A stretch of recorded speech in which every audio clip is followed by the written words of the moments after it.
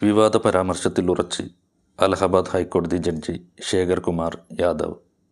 ഹൈക്കോടതി ചീഫ് ജസ്റ്റിസിന് നൽകിയ മറുപടി കത്തിലാണ് നിലപാട് വ്യക്തമാക്കിയിരിക്കുന്നത്. പ്രസ്താവനയിൽ ഭരണഘടനാ വിരുദ്ധമായ ഒന്നുമില്ലെന്ന് വിശദീകരണവും. അദ്ദേഹം പറയുന്നത് എന്താണ്? ഭൂരിപക്ഷത്തിൻ്റെ ഹിതമനുസരിച്ച് രാജ്യം പ്രവർത്തിക്കും എന്നാണ്. ശേഖർ കുമാർ യാദവ് എന്ന അലഹബാദ് ഹൈക്കോടതി ജഡ്ജിയുടെ ഒരു പ്രസ്താവന ഇങ്ങനെയാണ്. ഡിസംബർ 8-ാം തീയതി VHPയുടെ ഒരു പരിപാടിയിലാണ് അദ്ദേഹം വിവാദപരമായ ഈ പ്രസ്താവന നടത്തുന്നത്. ഭൂരിപക്ഷത്തിൻ്റെ ഹിതപ്രകാരം രാജ്യം ഭരിക്കുമെന്നാണ് അദ്ദേഹം പറഞ്ഞത്. എന്നാൽ നമ്മൾ നോക്കിയാൽ ഇന്ത്യയുടെ ചരിത്രത്തിൽ സർവീസിലിരിക്കിയ ഒരു ജഡ്ജി ഇത്തരമൊരു പ്രസ്താവന നടത്തിയിരിക്കുന്നത് ഇതിനു മുമ്പ് നമ്മൾ കണ്ടിട്ടുണ്ടാവില്ല. ഒരു ജഡ്ജിയും ഇത്ര ഓപ്പണായി ഹിന്ദു മുസ്ലിം വർഗീയത പറയുന്നത് നമ്മൾ കണ്ടിട്ടില്ല. അതും കോടതിയുടെ മുന്നിൽ വെച്ച് നടക്കുന്ന VHPയുടെ ജാഥയിലാണ് ഈ പ്രസ്താവന നടത്തിയിരിക്കുന്നത്. അദ്ദേഹത്തിൻ്റെ എല്ലാ ജഡ്ജ്മെൻറ്റിലും ഈ വിധിയുണ്ടെന്നാണ് പറയുന്നത്. ശ്വസിച്ചു വിടുന്നത് ഓക്സിജനാണെന്ന് പറയുക, പശുവിൻ്റെ പാലും മോരും തൈരും 400 ആളുകൾക്ക് ഉപയോഗിക്കാൻ കഴിയുമെന്നും എന്നാൽ അതിനെ കൊന്നാൽ 80 ആൾക്ക് മാത്രമേ കഴിക്കാൻ പറ്റുള്ളൂ എന്നുമാണ് പറയുന്നത്. ഇത്തരം വിവാദ പരാമർശങ്ങൾ ജഡ്ജ്മെൻറ്റിൽ ഉൾപ്പെടുത്തുന്ന ആളാണ് ഈ ജഡ്ജി. 2026 വിരമിക്കാനിരിക്കുന്ന ആളാണ് ശേഖർ കുമാർ യാദവ് എന്ന ജഡ്ജി.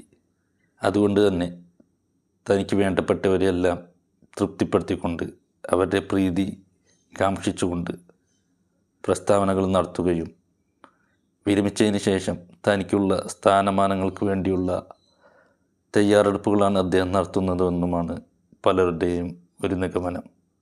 എന്നാൽ നമ്മളുടെ ഭരണഘടന എന്താണ് പറയുന്നത്? ഭരണഘടനയിൽ ഭൂരിപക്ഷവും ന്യൂനപക്ഷവും ഇല്ല, എല്ലാവരും തുല്യരാണ് എന്നുള്ളതാണ്. ആ ഭരണഘടനയെ ഉയർത്തിപ്പിടിക്കേണ്ട ഒരു ജഡ്ജിയാണ് വന്നിരുന്നു ഈ പ്രസ്താവനകളൊക്കെ നടത്തുന്നത്.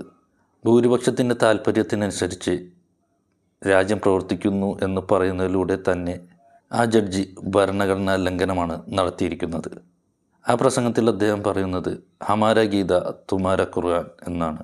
അതായത് എൻ്റെ ഗീത നിങ്ങളുടെ ഖുർആൻ എന്ന് പറഞ്ഞ് അവിടെ തന്നെ ഒരു വേർതിരിവ് ഉണ്ടാക്കുകയാണ്. അതും ഭരണഘടനാ വിരുദ്ധമാണ്. മതത്തിൻ്റെ പേരിൽ ആളുകൾക്കിടയിൽ വിഭജനമുണ്ടാക്കുന്ന ഒരു പണിയാണ് ഈ ജഡ്ജി എടുത്തിരിക്കുന്നത്. ഒരു കാരണവശാലും ചെയ്യാൻ പാടില്ലാത്തതാണ് അത്. മാത്രമല്ല, സമൂഹത്തിലെ ഒരു വിഭാഗത്തെ അക്രമകാരികളായിട്ടാണ് അദ്ദേഹം വിശേഷിപ്പിക്കുന്നത്. ആ ജഡ്ജി പറയുന്നത് ഈ മുസ്ലിം കുഞ്ഞുങ്ങൾ വളർന്നു വന്നാൽ അവരാരും തന്നെ സഹാനുഭൂതിയോടുകൂടി വളർന്നു വരുന്ന ഒരു കൂട്ടർ ആയിരിക്കുകയില്ല എന്നാണ്. അതെന്തുകൊണ്ടാണ്? അവർ ഈ കുഞ്ഞുങ്ങളുടെ മുന്നിലിട്ടാണ് മൃഗങ്ങളെ കൊല്ലുന്നതെന്നും അവർ അത് കണ്ടാണ് വളർന്നു വരുന്നതെന്നുമാണ് ആ ജഡ്ജി പറയുന്നത്.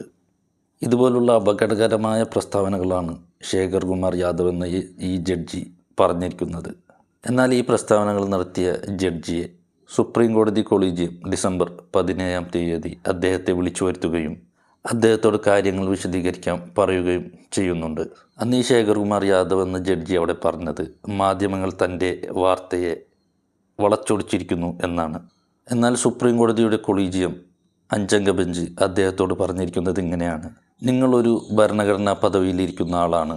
നിങ്ങളിരിക്കുന്ന സ്ഥാനത്തിന് നിരക്കാത്ത പ്രസ്താവന നിങ്ങൾ കോടതിക്കകത്തോ പുറത്തോ നടത്തിക്കൂടാ. അതുമാത്രവുമല്ല, നിങ്ങളൊരു ജഡ്ജി ആയിരിക്കുന്നത് കൊണ്ട് തന്നെ നിങ്ങൾ നടത്തുന്ന പ്രസ്താവനകൾ നിങ്ങൾ സൂക്ഷ്മത പുലർത്തണം. അങ്ങനെ സൂക്ഷ്മത പുലർത്താതിരിക്കുകയാണ് എങ്കിൽ ജുഡീഷ്യറിയിൽ ജനങ്ങൾക്കുള്ള വിശ്വാസം നഷ്ടപ്പെടും എന്നാണ് കൊളീജിയം പറഞ്ഞത്. എന്നാൽ ഇപ്പോൾ ആ ജഡ്ജി പറഞ്ഞിരിക്കുന്നത് താൻ പറഞ്ഞ കാര്യത്തിൽ താൻ ഉറച്ചു നിൽക്കുക തന്നെയാണ് എന്നാണ്. അതായത് സുപ്രീം കോടതിയെയും ഭരണഘടനയെയും വെല്ലുവിളിക്കുന്ന ഒരു രീതിയാണ് ആ ജഡ്ജിയുടെ ഭാഗത്തു നിന്നും ഉണ്ടായിരിക്കുന്നത്. എന്നാൽ ഇന്ത്യയുടെ കൊളീജിയത്തിന് ഒരു ജഡ്ജിയെ ഇംപീച്ച് ചെയ്യുക എന്ന് പറയുന്നത് അത്ര എളുപ്പമായ ഒരു കാര്യമല്ല. അങ്ങനെ ചെയ്യണമെങ്കിൽ 2 സഭകളും ഇത് ഭൂരിപക്ഷത്തോടു കൂടി പാസ്സാക്കുകയും സുപ്രീം കോടതി ജഡ്ജിയുടെ കാര്യത്തിൽ ഒരു കമ്മിറ്റിയെ വെക്കുകയും ആ കമ്മിറ്റി ശുപാർശ ചെയ്യണം. അവർ ശുപാർശ ചെയ്തതിന് ശേഷം രാഷ്ട്രപതിക്ക് മാത്രമേ അദ്ദേഹത്തെ പുറത്താക്കാൻ കഴിയുകയുള്ളൂ. അപ്പോൾ ഇതൊരു നീണ്ട വലിയൊരു പ്രൊസീജിയറാണ്. ആ പ്രൊസീജിയറൊന്നും നടത്താൻ പറ്റില്ല എന്നുള്ള പൂർണ്ണ ബോധ്യം അവർക്കുള്ളത് കൊണ്ട് തന്നെയാണ് എന്ത് വേണമെങ്കിലും പറയാമെന്നുള്ള രീതിയിലേക്ക് ആ ജഡ്ജി മാറുന്നത്. മാത്രവുമല്ല ഇതിന് ഒരുപാട് സമയം വേണ്ട ഒരു കാര്യവുമാണ്. എന്നാൽ 2026 ഈ ജഡ്ജി വിരമിക്കുകയാണ്. അതിനു മുമ്പ് ഇതിനൊരു തീരുമാനമാവില്ല എന്നറിയാവുന്നത് കൊണ്ടുകൂടിയും ആയിരിക്കാം അദ്ദേഹം ഈ പ്രസ്താവനകളൊക്കെ നടത്തുന്നത്. എന്നാൽ ഈ ശേഖർ കുമാർ യാദവ് താൻ പറഞ്ഞ പ്രസ്താവനയിൽ ഉറച്ചു നിൽക്കുന്നു എന്ന് പറയുന്നതിന് മറ്റൊരു കാരണം കൂടിയുണ്ട്. അത് നമ്മൾ അന്വേഷിച്ചാൽ മനസ്സിലാവുന്നത് 2024 തെരഞ്ഞെടുപ്പിൽ രാജസ്ഥാനിലെ ബൻസാരയിൽ വെച്ച് പ്രധാനമന്ത്രി നരേന്ദ്രമോദി പറഞ്ഞ ഒരു കാര്യമുണ്ട്. അദ്ദേഹം നടത്തിയ ഒരു വിദ്വേഷ പ്രസംഗം എങ്ങനെയാണ്: ഈ രാജ്യത്തെ നുഴഞ്ഞുകയറ്റക്കാർ, ഇവിടെ പെറ്റുകൂട്ടുന്നവർ, അവർ നിങ്ങളുടെ അവകാശങ്ങളെ മുഴുവൻ പിടിച്ചെടുക്കാൻ പോകുന്നു. അവർക്ക് വേണ്ടിയാണ് കോൺഗ്രസ് ഇവിടെ പ്രവർത്തിക്കാൻ പോകുന്നത്.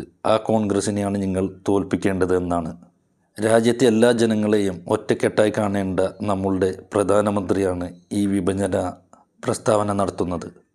രാജ്യത്തൊരു സമൂഹത്തിനെതിരെ ഇത്തരം വിവാദ പ്രസ്താവന നടത്താൻ പ്രധാനമന്ത്രിക്ക് കഴിയുമെങ്കിൽ പിന്നെ അതിന് താഴേക്കുള്ള എല്ലാവരും, ആ പാർട്ടിയിലെ ആളുകൾ മുഴുവൻ അത് ഏറ്റെടുക്കുമെന്നുള്ള കാര്യത്തിൽ യാതൊരു തർക്കവുമില്ല.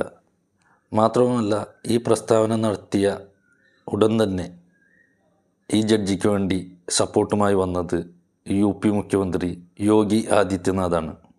അപ്പോൾ രാജ്യത്തെ പ്രധാനമന്ത്രിയുടെയും സംസ്ഥാനത്തെ മുഖ്യമന്ത്രിയും തൻ്റെ നിലപാടിനൊപ്പമാണെന്ന് വിശ്വസിക്കുകയും ചെയ്യുന്ന ആ ജഡ്ജിയിൽ നിന്ന് ഇതിൽ കൂടുതലൊന്നും പ്രതീക്ഷിക്കുകയും വേണ്ട.